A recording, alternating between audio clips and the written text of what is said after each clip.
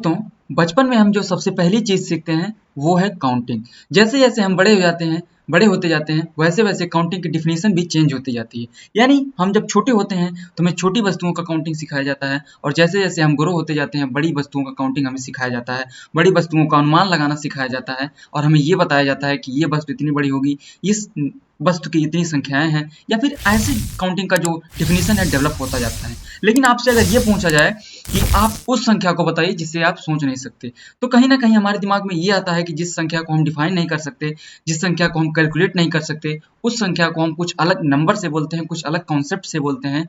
तो उस नंबर को क्या बोलते हैं, आज जानेंगे हम इस एपिसोड में। नमस्कार दोस्तों, मेरा नाम है लक्ष्मण और आप हैं अपने YouTube channel think with Lakshman पे। तो इस चैनल पे हम इंटरेस्टिंग भरी चीज़ें, जो रोचक भरी कहानियाँ हैं या फिर जो थ्योरीज हैं, उसको हम आसान भाषा में जानते हैं। आइए स्टार्ट करते हैं बहुत ही इंटरेस्टिंग टॉपिक के बारे में, जो है इनफाइनाइट। एक्चुअल में इनफाइनाइट को हम डिफाइन नहीं कर सकते, जिसकी कोई लिमिट नहीं है, जो एंडलेस है, जिसकी कोई बाउंड्री नहीं है, जिसकी कोई फाइनाइट वैल्यू नहीं है, उसके बारे में हम बात करेंगे। एक्चुअल में इन्फिनिटी क्या है, आइए आज हम शुरू करते हैं।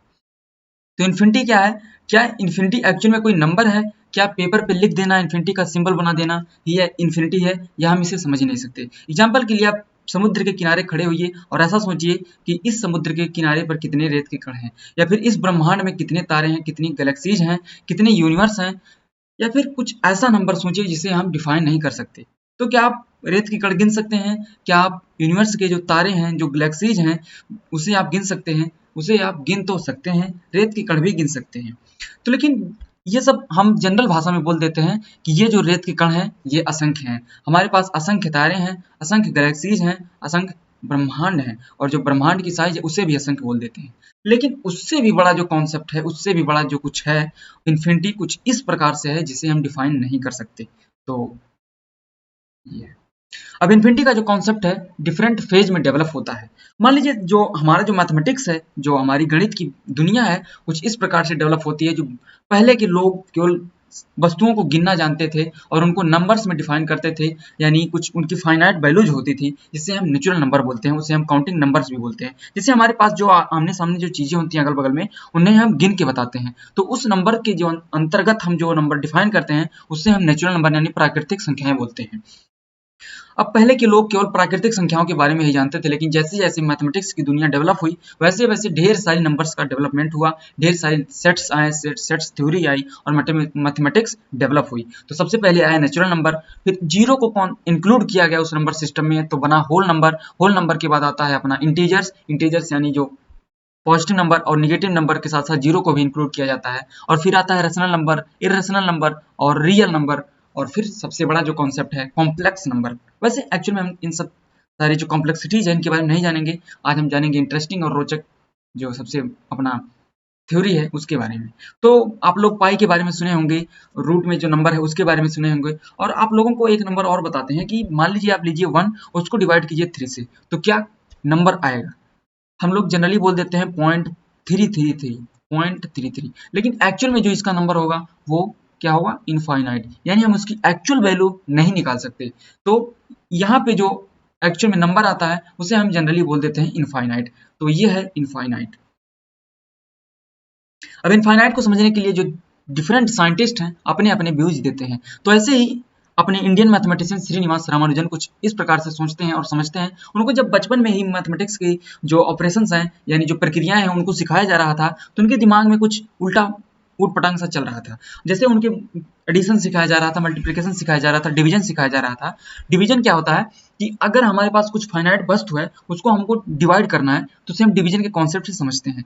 अब डिवीजन उन्हीं चीज का हो सकता है जिसके कुछ फाइनाइट वैल्यू हो। अब इस मैथमेटिक्स की दुनिया में दो कॉन्सेप्ट ऐसे हैं जिसे समझना बहुत ही कठिन है, बहुत ही दिलचस्प है, बहुत ही रोचक है। एक है जीरो और एक है इनफाइनाइट। अब इनफाइनाइट के बारे में आप लोग जानते हैं कि जिसे हम डिफाइन नहीं कर सकते, जिसकी कोई फाइनाइट वैल्यू नहीं है। और दूसरा नंबर है जीरो। जीरो एक्चुअल में क्या होता है कि जीरो इज नथिंग। अब जहाँ पे कुछ नहीं, वहाँ पे उसकी बात क्या करना।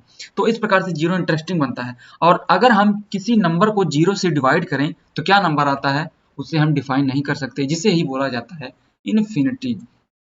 अब जीरो से डिवाइड करना डिफाइन इसलिए नहीं किया जा सकता क्योंकि जब कोई फाइनाइट वैल्यू है तभी हम डिवाइड कर सकते हैं। अब जब कुछ हमारे पास है ही नहीं तो किससे हम डिवाइड करें, किस प्रकार से हम डिवाइड करें, तो इसीलिए इसको हम जनरली बोल देते हैं अनडिफाइंड, यानी जो डिफाइन नहीं किया जा सकता। तो वैसे ही रामानुजन जी बताते हैं कुछ इस प्रकार से कि अगर हम नेचुरल नंबर का सम करें तो एक इंटरेस्टिंग नंबर आता है इस प्रकार से इनफाइनाइट तक।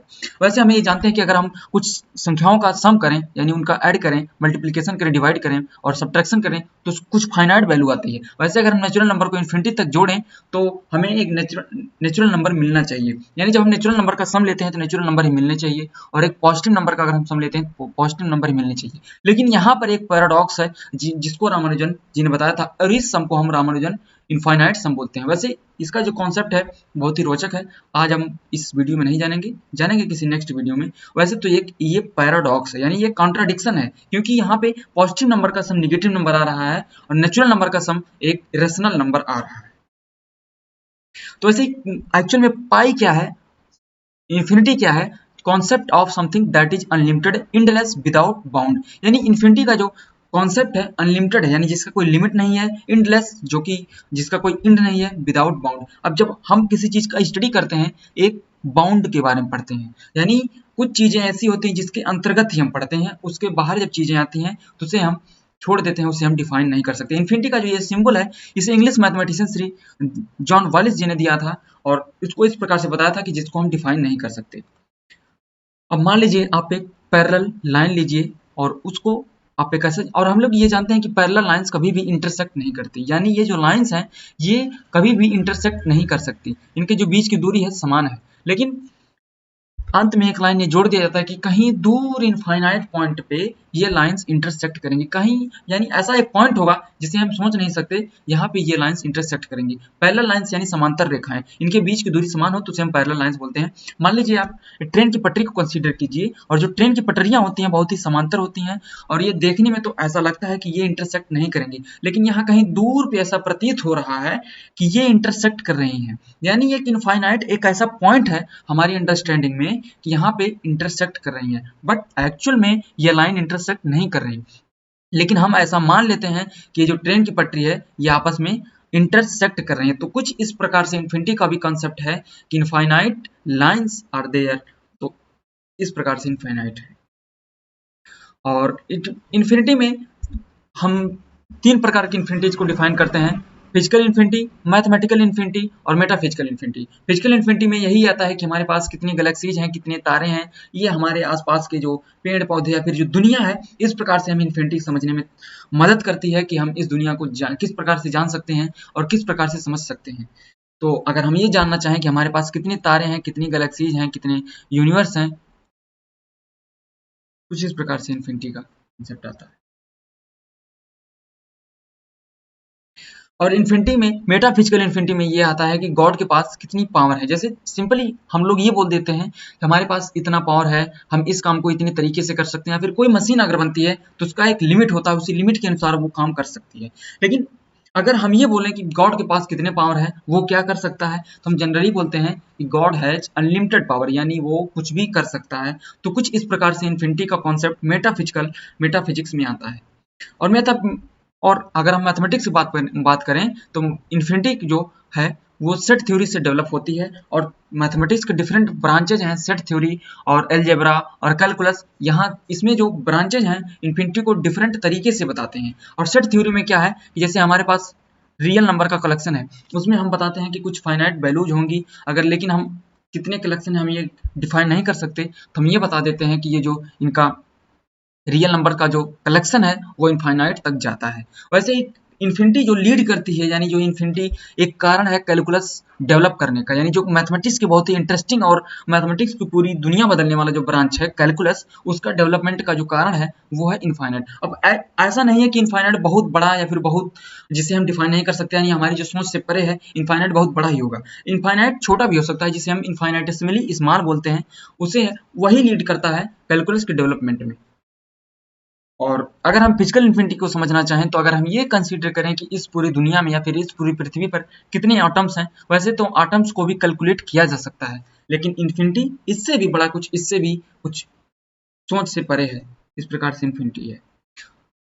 तो फिजिकल इन्फिनिटी में एक कॉन्सेप्ट ये भी आता है कि ये यूनिवर्स कब बना। यूनिवर्स को कुछ साइंटिस्ट ऐसा मानते हैं कि इसका जो एक फाइनाइट पास्ट है, यानी हम ये गिन सकते हैं कि ये यूनिवर्स कब बना, लेकिन ये यूनिवर्स कब खत्म होगा इसके बीच में कॉन्ट्राडिक्शन है, इसके बीच में डिफरेंट थ्योरीज हैं। लेकिन साइंटिस्ट ऐसा मानते हैं कि इसका जो यूनिवर्स का जो खात्मा होगा वो एक इनफाइनाइट टाइम पे होगा, यानी बहुत अनंत टाइम तक ये यूनिवर्स अभी तक चलेगा और इसका जो अंत है वो एक इनफाइनाइट टाइम में होगा। तो इस प्रकार से है। और मैथमेटिकल इन्फिनिटी में अगर हम डिफाइन करें तो हमारे पास आता है अनबाउंडेड, जो बाउंड नहीं है, इनडिफिनिट जो डिफाइन नहीं है, और फॉर्मलेस, यानी हमारे पास अगर कोई वस्तु है इसका एक निश्चित आकार होगा, निश्चित रूप होगा, उससे हम डिफाइन करते हैं। लेकिन जो इनफाइनाइट है वो फॉर्मलेस है, जिसका कोई रूप नहीं है। तो अगर आप इन्फिनिटी को समझना चाहते हैं तो रेशनल नंबर लीजिए रूट टू की हम एक्चुअल वैल्यू ले लेते हैं 1.414, लेकिन ये हमारे कैलकुलेशन और इजीनेस के लिए हम ये कंसीडर करते हैं, लेकिन एक्चुअल में इसकी जो वैल्यू है उसे हम कैलकुलेट नहीं कर सकते, कुछ ऐसे तक बढ़ता चला जाता है, इस प्रकार से बढ़ता चला जाता है, यानी हमारी लिमिट को क्रॉस कर देता है। अब इन्फिनिटी को समझाने के लिए डिफरेंट फिलोसफर जैसे प्लेटो और एरिस्टोटल आए, उन्होंने इन्फिनिटी को इस प्रकार से बताया, एक्चुअल इन्फिनिटी और पोटेंशियल इन्फिनिटी। एक्चुअल इन्फिनिटी और पोटेंशियल इन्फिनिटी का कॉन्सेप्ट इस प्रकार से है, अगर आप एक सेट कंसीडर करिए, उसमें मान लीजिए कि अनंत तक वो सेट जाता है, यानी 1 2 3 4 5 अप टू अनंत इन्फिनिटी। इस प्रकार से एक्चुअल इन्फिनिटी आती है, जो एक कलेक्शन है, जो एक ऑब्जेक्ट है। लेकिन पोटेंशियल इन्फिनिटी क्या बताता है, एक ऑपरेशन है, यानी अगर हम ऐड करें और नेचुरल नंबर का ऐड करें, एक नंबर में एक नंबर जोड़ते चले जाएं, यानी हमारा जो प्रोसेस है वो कभी खत्म ही नहीं होता। तो इस प्रकार से एक्चुअल इन्फिनिटी और पोटेंशियल इन्फिनिटी का कॉन्सेप्ट आता है। एक बताता है नेचुरल नंबर की कार्डिनलिटी या फिर नंबर्स कितने हैं, और एक बताता है कि प्रोसेस इनफाइनाइट तक जाता है। तो इस प्रकार से है इनफाइनाइट। और इनफाइनाइट को अगर हम ये कंसीडर करें कि इनफाइनाइट कितने तरीके से हो सकता है, तो एक्चुअल में इनफाइनाइट तरीके से हो सकता है, यानी इनफाइनाइट का जो टाइप्स है वो इनफाइनाइट ऐसे ऐसे इन्फिनिटी तक चला जाता है, यानी इनफाइनाइट तरीके से है। अब इनफाइनाइट को अगर आप समझना चाहते हैं तो सबसे सिंपल एग्जांपल है पाई। पाई क्या है कि अगर आप एक सर्किल लीजिए, उस सर्किल का एक फाइनाइट लेंथ होगा, यानी अगर एक सर्किल लीजिए, उस सर्किल को खोल दीजिए और उसका जो टोटल लेंथ होगा उसे हम सरकमफ्रेंस बोलते हैं, और उसका एक डायमीटर होगा, और उस सरकमफ्रेंस और डायमीटर का अगर रेशियो लीजिए तो वहाँ पे एक इंटरेस्टिंग नंबर आएगा, उस नंबर को हम पाई बोलते हैं। तो पाई की वैल्यू बहुत पहले से ही, यानी पाई का जो कॉन्सेप्ट है बहुत पहले से ही आ गया है, बहुत पहले से ही साइंटिस्ट लोग, मैथमेटिशियन लोग समझते हैं, लेकिन एक्चुअल में जो इसकी वैल्यू है अभी तक इसकी डिफिनीशन नहीं हो पाई है कि पाई की एक्चुअल वैल्यू क्या है। पाई की एक्चुअल वैल्यू इन्फिनिटी तक जाता है। तो इस प्रकार से अगर आप इन्फिनिटी को समझना चाहते हैं तो पाई से आप बहुत सिंपल तरीके से समझ सकते हैं कि पाई कुछ ऐसा है जो इन्फिनिटी को समझने में मदद करेगा। अब इनफाइनाइट हमने बताया कि इनफाइनाइट बहुत बड़ा ही नहीं होता, इनफाइनाइट बहुत छोटा भी हो सकता है, यानी हमारी सोच जहां से खत्म होती है वही इनफाइनाइट चालू होता है। मान लीजिए आप एक छोटे से छोटा नंबर लीजिए, उससे भी छोटा जो नंबर होगा, वो इनफाइनाइट होगा, यानी इनफाइनाइटिसमली स्मॉल, बहुत छोटा नंबर, जिसे हम अपनी रियल नंबर या फिर रियल लाइफ में इवेल्युएट या फिर समझ नहीं सकते। इस प्रकार से इनफाइनाइटिसमली स्मॉल नंबर लीड करता है कैलकुलस के डेवलपमेंट का। और कैलकुलस को जो स्टडी है, कैलकुलस का जो डिफिनीशन है, कैलकुलस का जो वर्क्स है, वो इसी से डेवलप होता है कि वो छोटी से छोटी वस्तुओं को विजुअल बना करके हमारे सामने पेश करता है, और छोटे से छोटे कॉन्सेप्ट को समझने में हमें मदद करता है। और इस कैलकुलस के डेवलपमेंट में न्यूटन साहब और लिबनिज साहब कुछ इस प्रकार से जो इनफाइनाइटेसिमली स्मॉल जो छोटी छोटी चीजें हैं उनको किस प्रकार से डेवलप कर करके कैलकुलस का डेवलपमेंट किया। और अब बात करते हैं फिजिकल इन्फिनिटी, यानी जो भौतिक स्वरूप है इन्फिनिटी का, कुछ इस प्रकार से है कि infinite in space time dimensionality और cosmologist universe has finite long past, it में है एंडलेस फ्यूचर। अब जो इन्फिनिटी है कुछ इस प्रकार से हम समझ सकते हैं कि यूनिवर्स है हमारा इनफाइनाइट है, यानी अभी तक हम यूनिवर्स के बारे में केवल तकरीबन 5% स्टडी कर पाए हैं, और 95% अभी तक हम उसके बारे में कुछ भी नहीं जानते। यानी जो 5% के बारे में हम जानते हैं वही हमारा यूनिवर्स है। इतनी खोजें होने के बावजूद, इतनी रिसर्च होने के बावजूद, इतना डेवलपमेंट होने के बावजूद, इतना साइंस और टेक्नोलॉजी डेवलपमेंट होने के बावजूद, हमारा यूनिवर्स तक का जो पहुंच है, स्टडी है, वो अभी तक हम 5% तक ही जान पाए हैं, और जो हमारा 95% है यूनिवर्स, उसे हम डार्क मैटर और डार्क एनर्जी बोल देते हैं। बस जो हमारे आसानी के लिए हम समझ नहीं पाते, हम समझा नहीं पाते, तो उसे हम डार्क मैटर और डार्क एनर्जी बोल के छोड़ देते हैं और छुट्टी ले लेते हैं। तो इस प्रकार से है यूनिवर्स। और जो सबसे इंटरेस्टिंग टॉपिक है इन्फिनिटी को समझने के लिए, वो है मेटाफिजिकल इन्फिनिटी। और जो हमारे फैमिलियर कॉन्टेक्स्ट में है इन्फिनिटी, वो है मेटाफिजिकल इन्फिनिटी। मेटाफिजिक्स क्या है कि ये फिलॉसफी की ब्रांच है जो हमें ये बताता है कि कोई भी वस्तु क्यों बनी, कब बनी और कैसे बनी, यानी जो हमारे दिमाग में कब, क्यों, कैसे, कहाँ, क्यों, किसने, ये सब जो कॉन्सेप्ट आते हैं, थ्योरी आते हैं, क्वेश्चन आता है, वो है मेटाफिजिक्स। और जो ये इन्फिनिटी जो रिलेट होती है मेटाफिजिकल, इसे हम मेटाफिजिकल इन्फिनिटी समझते हैं। और मेटाफिजिकल में सबसे इंटरेस्टिंग टॉपिक ये आता है कि भगवान को किसने बनाया, या फिर भगवान ने इस दुनिया को कब बनाया, भगवान ने इस दुनिया को क्यों बनाया।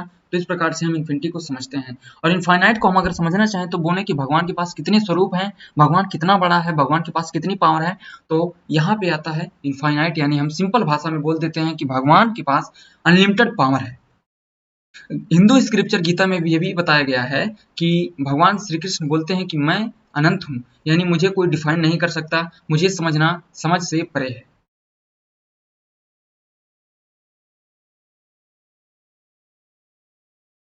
कुछ इस प्रकार से इन्फिनिटी है। तो आपके दिमाग दिमाग में भी इन्फिनिटी आ रहा होगा। अब आप लोग क्या इन्फिनिटी सोचते हैं, आप कमेंट सेक्शन में बताइए। अब इन्फिनिटी के कुछ ऑपरेशन हैं, यानी इन्फिनिटी से कुछ ऑपरेशन किया जाता है, प्लस, निगेटिव, मल्टीप्लिकेशन, डिवीजन। तो क्या आता है ये सब जो इन्फिनिटी, यानी जब हम डिफाइन नहीं कर सकते इसके बारे में, क्या ही मतलब, ये है कुछ ऑपरेशन। और कुछ ऑपरेशन ऐसे हैं जिसे हम बिल्कुल ही डिफाइन नहीं कर सकते, वो एकदम से कह सकते हैं कि हमारी समझ से परे है। जैसे इन्फिनिटी का अगर हम जीरो से मल्टीप्लाई करें तो क्या आता है, एक इन्फिनिटी जो हमारे बहुत दूर चला जाता है और एक जीरो जो हमारे पास ही है, उनका अगर हम मल्टीप्लिकेशन करें तो क्या होगा, इसका अभी डिफिनेशन नहीं है। कमेंट सेक्शन में आप ये बताइए कि जीरो इंटू इन्फिनिटी क्या होगा, या फिर वन इंटू इन्फिनिटी क्या होगा, या फिर आप लोग इस बारे में क्या सोचते हैं, इस ऑपरेशन के बारे में क्या सोचते हैं, आपकी सोच कहाँ तक जाती है, ये आप लोग बताइए। तो आज की वीडियो में बस इतना ही। आशा है आप लोगों को ये वीडियो पसंद आया होगा, और अगर पसंद आया होगा तो लाइक कीजिए। आप लोगों का एक एक लाइक और सब्सक्राइब हमारे मोटिवेशन को बहुत ही बूस्ट मिलता है, और आपका ये जो सपोर्ट है हमारे लिए बहुत ज़रूरी है, जिससे हमें ये मोटिवेशन मिलता है कि हाँ, कुछ इंटरेस्टिंग और जो मोटिवेशनल, अरे जो जानकारी चीज़ें हैं, जो इन्फॉर्मेशन, जो यूजफुल चीज़ें हैं, उसे हम आप लोगों के पास पहुँचाते रहें। और आप लोग सीखते रहिए और आगे बढ़ते रहिए। और थैंक यू।